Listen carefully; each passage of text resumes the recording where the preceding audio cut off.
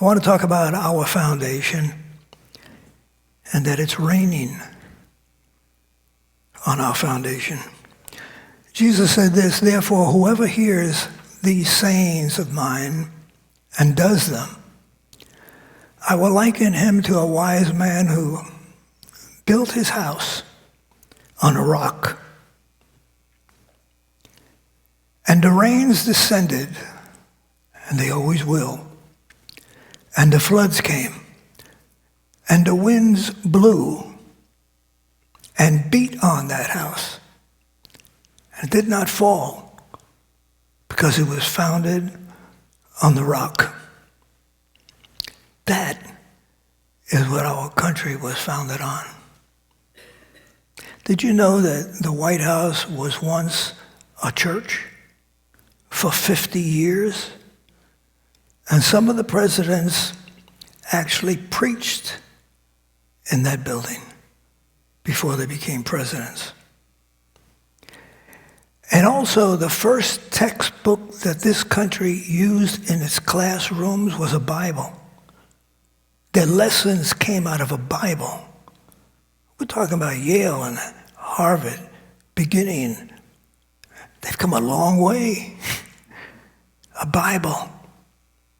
And also, prayer was prayed every day in the classroom, and then it drifted away. We lost something we had.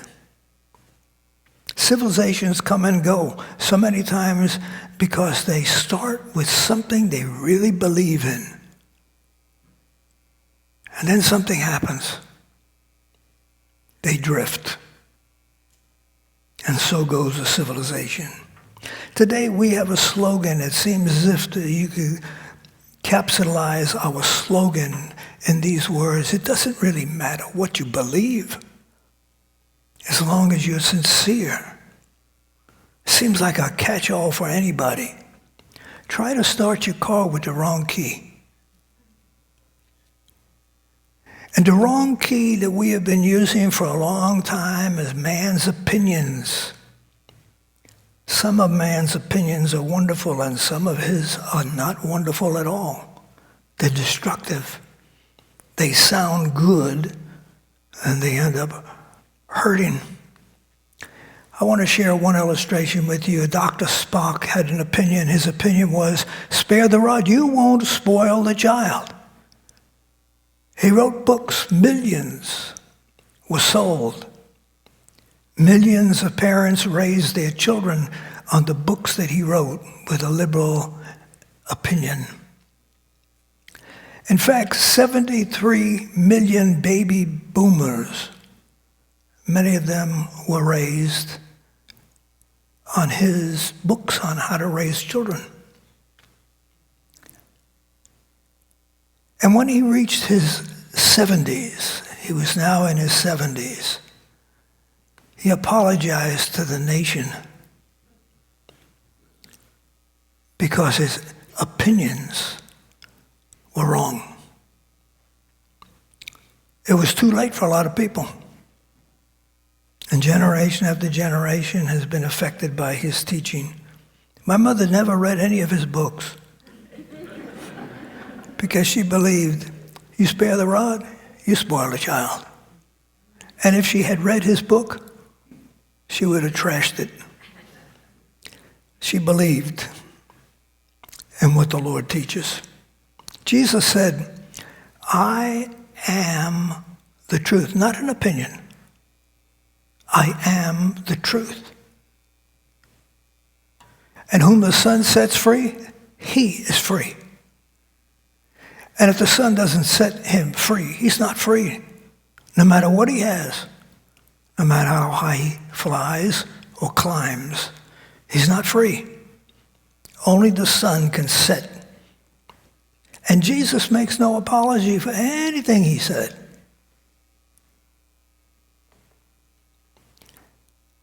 Our society is building its kingdom on sand, and they don't even know it.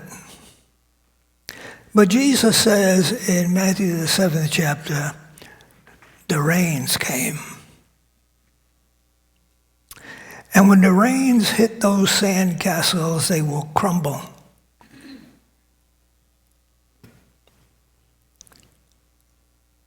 And we're experiencing this strange crumbling effect.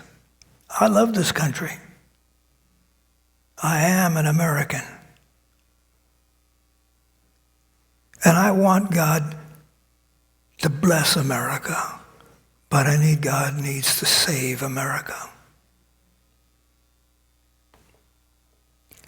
In 1963, Madeleine Murray O'Hair, she convinced the Supreme Court using a 17-year-old son to take prayer out of school. She was an atheist. So they took prayer out of the schools. Her 17-year-old son became a Christian and then the pastor of a church. She disowned him.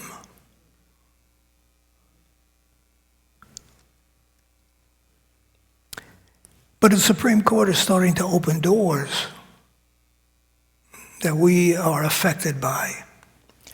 They changed the definition, the Bible definition of marriage. And that flew open the doors. Let me show you how it flew open. Give you an example. Week magazine came out with an article several years ago that a man by the name of Carl, who was a fashion designer, made millions of dollars. He had a cat. He loved his cat. He had 3 maids taking care of the cat's every need. The cat had a Twitter account with 28,000 followers. He had a staff member managing the Twitter account. And then he decided he wanted to marry his cat. You see what happens when you open up a door? You never know. You open up a door and anything could come out of the door. God locked the door when he said, in the beginning God created man and female. And for this reason shall a man leave his mother and father, shall be joined together with his wife. He created it. And then we opened the door. In 1994, President Nixon passed away, and they asked Billy Graham if he would speak at his funeral. And then they told him, we don't want you to mention God. They were anti-God, calling Billy Graham to speak at a funeral service because they figured they didn't need God. Now, asking Billy Graham not to use or mention the name of God would be like asking the sun not to shine, telling fish not to swim, telling birds not to fly. Of course he mentioned God. But you could see the tearing of the fabric when our society decides they're going to do away with "In God We Trust." And they've been attacking. We've come a long way to end up with drag queens in libraries to entertain our children. We've come a long way for men to be modeling women's bathing suits. What kind of sense? And then we have been told by our leaders that men can become pregnant. Now, we have 8 billion people in the world that all were born by women. But now we are supposed to believe that a man can become pregnant. So we can't call women birthing mothers. We have to call them birthing persons.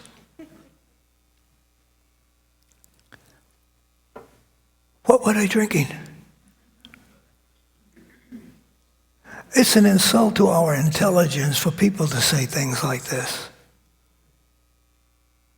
Now, we don't go around demonstrating, running around with flags and blowing horns and things, but it does have an effect on us on the inside.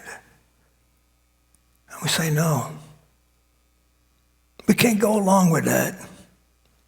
We love our country too much to let some trash it. A kite is free to fly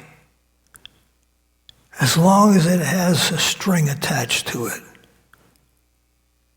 But you remove the string and the kite is now free to crash, because it will. Our hold on God is what keeps us grounded. And that's why Jesus said a wise man builds his house upon a rock, because Jesus knew that if you build on sand, it's just a matter of time. When the rains fall, the winds blow, the floods rise, and the house on the sand is going to collapse. We need God like we've never needed him before, but society is telling us, who are you to judge us? They even use Jesus' words, judge not. And they forget that Jesus also said, by their fruit you shall know them. It doesn't take a lot of intelligence to figure out the fruit. In fact, we become fruit inspectors. You defund the police, you get a crime wave, you get violence, you get killing, and that's the fruit.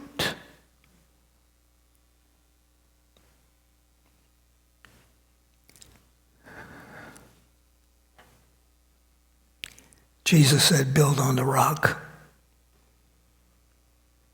Because the rock is not easily moved, and he's talking about himself. He is the rock of ages. So we build on him. We don't build on sand. Jesus gave us the Beatitudes in Matthew, the 5th chapter. They're an interesting collection of Jesus' wisdom, but sometimes we read through them so quickly that we miss the impact. So what I want to do is I want to put the Beatitudes down to earth in a very practical sense in a modern setting. Because we are building on sand when we allow anger to enter into our home, offer it a seat, and say, come on, let's talk about why I could still be angry at the one who hurt me. That is building on sand. And we are building on sand when we allow revenge to knock on the door, come in, offer him a chair in the living room, and say, come on, talk to us a little bit more about why we should take revenge and retaliate to the one that's building on sand. One of the reasons why drive-by shootings don't work is because one drive-by shooting develops into another drive-by shooting, which becomes a drive-by shooting, which becomes a drive-by. There's no end to that. That's building on sand. Pity knocks at the door. We say, come on in. Take a seat. Oh, you want to bake something? Because you want to have some self-pity? Go into the kitchen. And so self-pity goes into the kitchen and starts to bake devil's food cake, but doesn't call it that. It calls it angel's food cake. That's building on sand. Lust rings the doorbell. And we invite lust into the bedroom, dim the lights, change the sheets. After all, you can't say no to lust. And the Beatitudes are broken. And we are building on sand. I started this message talking about how this country is building on sand, but the truth is I can't fix this country. And I wouldn't run for office even if I could. Jesus wants me to fix me. And he doesn't want me to be building on sand. Shifting sand does not hold a good foundation. So he tells us to build on the rock. Because the rains come. By the way, the rains come to those who are on the rock as well as those who build on the sand. The wind blows to those who are building on the rock and those who are building on the sand. And the floods come to those who are building on the rock and those who are building on the sand, but those on the sand are going to be destroyed. Only those on the rock will survive. That's what Jesus is offering our culture and what he is speaking to our society. And yet, soldiers have died so that we could have the freedoms that we have. When they died, they wanted the pledge to say, one nation under God. When they died, they want our motto to be, in God we trust. And we need to get back to that.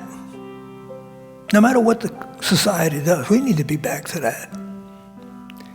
And we need to be careful that we're not building on sand. We sometimes have a lot of energy put into time management because after all, we want to be successful.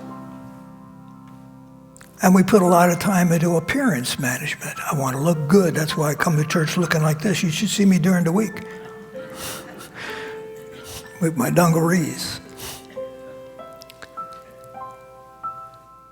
And we put a lot of time in hair management. I went to the barber. I said, just take off the curls. That's why I look like this today. But for some reason, we don't take enough time for thought management. Because that's what the devil's after. He doesn't care what you look like. He wants your thoughts. He wants to make sure that you're thinking thoughts that drive you down and not up. He wants to make sure that you're thinking thoughts that produce hate and unforgiveness. And we become so defensive in life. I remember in my first pastorate in Westfield, New York, I was newly there. I only been there maybe a couple of weeks, maybe a month. And I happened to be preaching on the subject of anger. And one of the men in the church got up and stormed out of the church. I had no idea why. After the service, his wife came up to me and she said, you know, my husband thinks I called you during the week and told you about his problem. I didn't even know he had a problem. And here he goes advertising it to the whole church. We build on sand, and we don't even know it. Because it's our behavior that determines what we're building on. It's our attitude that determines what I'm building on. And all that's done in a very quiet, silent, secretive way.